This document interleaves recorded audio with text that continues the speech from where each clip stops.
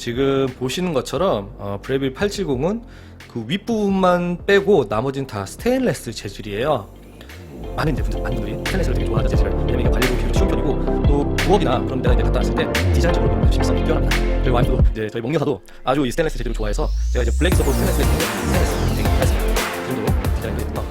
가운데 보면은 이렇게 압력 게이지가 있어요. 사실 이게 가장 매력적인 포인트 중에 하나인데, 이러다 보니까 약간 아날로그 감성이 또 녹아 나오고 있죠. 네, 많은 분들이 이 브레빌 870을 구입을 하려고 하실 때 참 두 가지 측면에서 좀 고민을 많이 하시는 것 같아요. 과연 이 제품을 국내에서 정식으로 나오는 제품으로 구매를 할 것인가, 아니면은 물론 정식 제품이에요. 근데 호주에서 직구로 이제 구입을 할 것인가 많이 이제 고민을 하시는데, 그 이유 중에 하나가 국내에서 판매되는 제품이 너무 비싸요. 왜냐하면은 국내에서는 이 브레빌 870이 거의 한 100만원 정도 합니다. 근데 이거를 호주에서 사게 되면은 50만원 이하에서 살 수가 있어요. 거의 반 가격인 거죠. 그러다 보니까 이제 많은 분들이 고민을 하시는데, 그럼 또 왜 가격이 저렴함에도 불구하고 호주 제품을 살 때 좀 고민을 하시느냐? 왜 그러냐 하면은, 국내 같은 경우는 국내로 들여오면서 국내에 맞게 지금 보시는 것처럼 콘센트라든지 내부에 있는 펌프가 있어요. 펌프와 압력을 국내 전압에 맞게 바뀌어 와요. 그런데 호주에서 구입하게 되면은 기본적으로는 저 콘센트도 이제 산발이라고 하죠. 산발이 이렇게 산발이처럼 생겨가지고 돼 있고, 그 다음에 압력 펌프도 이제 좀 압이 낮은 게 들어옵니다. 그래서 어떤 분들은 이 브레빌 870을 호주에서 직구해서 가지고 오면은 바로 이제 펌프를 교체하는 케이스도 있고요. 근데 이게 또 쉽지가 않죠. 그래서 이거를 전문 업체에 의뢰를 해서 교환하기도 하는데, 저는 호주에서 사왔지만 아직까지는 펌프 교체한 적이 한 번도 없어요. 펌프 교체 없이 아주 압력도 잘 올라가게 하면서 에스프레소를 잘 뽑아먹고 있습니다. 그래서 오늘은 저의 이제 노하우를 간단하게 설명해 드릴 텐데, 사실 노하우라고 할 것도 없이 쉽습니다. 그냥 한번 설명을 해보도록 하겠습니다. 이 브레빌 870 세팅한 거를 좀 보여드릴게요. 저는 글라인드 사이즈를 보통 4에서 5 정도로 놔요. 이게 아마 처음에 들어오면은 한 5 정도로 세팅이 될 텐데, 이게 글라인드 사이즈가 1로 갈수록 되게 이제 얇고 고운 형태로 이제 갈아주는 건데, 저는 그렇게까지는 하지 않아요. 왜냐하면은 이미 5나 4 정도로 해가지고 그 에스프레소를 뽑을 때 압력이 올라가지 않으면은 아무리 앞으로 올려도 압력이 올라가지 않아요. 그리고 설사 올라간다 하더라도 그 에스프레소가 엄청 씁니다. 그래서 기본적으로는 이제 6, 5, 4 정도에서 설정을 하면 되고요. 보시면은 필터 사이즈는 저는 더블로 해놓고 있고요. 그 다음에 그라인더 어마운트는 표준, 지금 이게 3시 방향으로 되어 있는 게 표준이에요. 그래서 기본적으로 표준으로 놓고 사용을 하고 있습니다. 그러면 보시는 것처럼 포터 필터, 이것도 브레빌 870에 있는 그냥 기본 포터 필터를 사용하고 있습니다.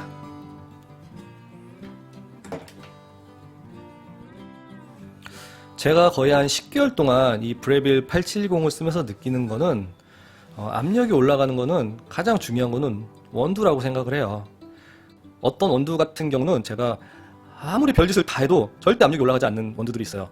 그런 원두들은 대체적으로 어떤 케이스인가 하면은, 로스팅된 지 한 예를 들면 6개월에서 한 막 1년 막 그렇게 오래된 원두들은 아무리 그라인드 세팅을 얇게 하고 곱게 하고 이런 그 그라인드 양을 크게 해도 올라가지 않습니다. 그래서 우선 원두의 신선도가 중요하고요. 그래서 보통 한 3개월 이내, 최소한 3개월 이내 원두를 사용하시는 것이 좋습니다.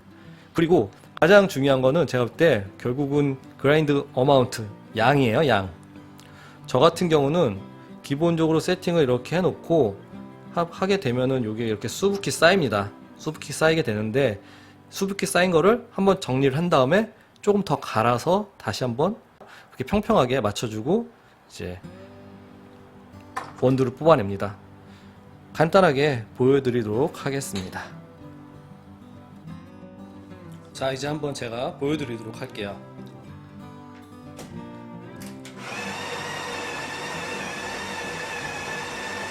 이렇게 그라인딩 할 때는 그냥 놔두면 위로 쌓여가지고 넘칠 수가 있으니까 이렇게 털어주면서 해주시는 게 좋아요. 네. 보이시나요? 이 정도로 쌓여 있죠. 이러면 이제 좀 평평하게 맞춰주시고, 이런 식으로 쌓여 있는 상태에서 탬핑을 할 수는 없잖아요. 그래서 이게 골고루 사이드 펴지도록 이렇게 손가락으로 간단하게 맞춰줍니다.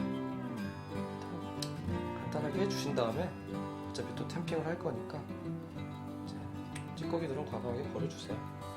버려주신 다음에 지금 보시면 이렇게 약간 이제 평탄화 작업을 했어요. 평평하게. 그 다음에 살짝 눌러주세요. 그냥 세게 누르시지 마시고 살짝 누르시면 이렇게 들어가요. 물론 지금 이 상태에서 그냥 탬핑을 세게 해가지고 에스프레소를 만들 수도 있어요. 만들 수도 있는데, 그렇게 하면은 압력 게이지가 생각보다 많이 올라가진 않아요. 이 브레빌 870은 제 생각에는 이 포터필터 자체가 브레빌 870이 작기 때문에 원두 갈아진 양이 많지가 않으면 압력이 잘 올라가지가 않더라고요. 그래서 저는 이렇게 살짝 한번 눌러준 다음에 탬핑 해주시고 한 번 더 조금 갈아줍니다. 네, 한 3초에서 5초 정도 이렇게 갈아주신 다음에 다시 한번 이제 평평하게 해줍니다. 어떤 분들은 이거 두번 하면 귀찮은데, 그런데 사실 그러면은 이 반자동 커피 머신을 쓰지 말아야 돼요. 이 반자동 커피 머신이 생각보다 효율이 좋습니다. 탬핑 작업을 해주시는데, 많은 분들이 이제 오해하시는 것 중 하나가 이 탬핑을 세게 하면 압이 많이 올라간다, 그렇게 오해를 하세요. 근데 사실 그거 진짜 오해입니다. 왜? 탬핑이 물론 조금 세면 좋긴 하지만 아무리 세게 한다고 압력 게이지가 안 올라가겠지만 쭉 올라가거나 그러지 않습니다. 그다음에 그렇게 하시면 그러는 게 스테퍼가 좀 맞는 경향이 있어서 이것도 나오고 바꿔가지고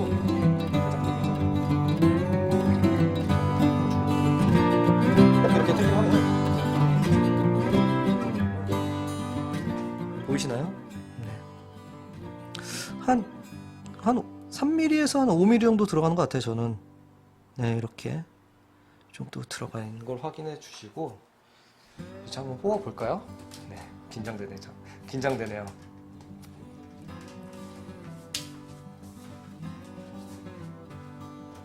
과연 얼마나 압이 올라갈지 한번 보도록 하죠.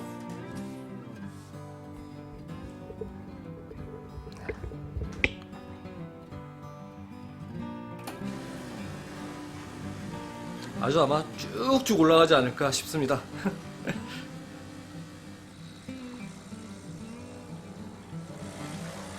네. 보이시죠?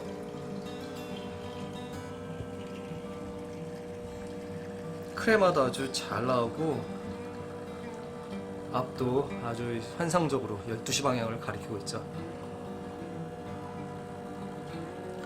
이게 처음에 원두를 간 정도 가지고 하면은 이 정도 안 나와요. 거의 한 9시 약간 안 나오게 나오는데 압이. 근데 이렇게 한 번 더 조금 더 그라인딩 넣어줘서 잘 크레마도 오 아주 먹음직스럽게 생겼죠. 아주 맛있어 보입니다. 크레마도. 네. 제가 생각할 때는 커피를 만드는 것도 중요하지만 이걸 어떻게 관리를 잘하느냐, 그것도 상당히 중요합니다. 지금 빼시면은 보이시나요? 물퍽이 아니죠?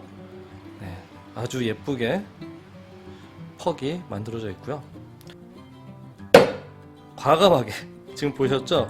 과감하게 그냥 딱 한번 쳐주세요. 그러면 이렇게 깔끔하게 빠집니다.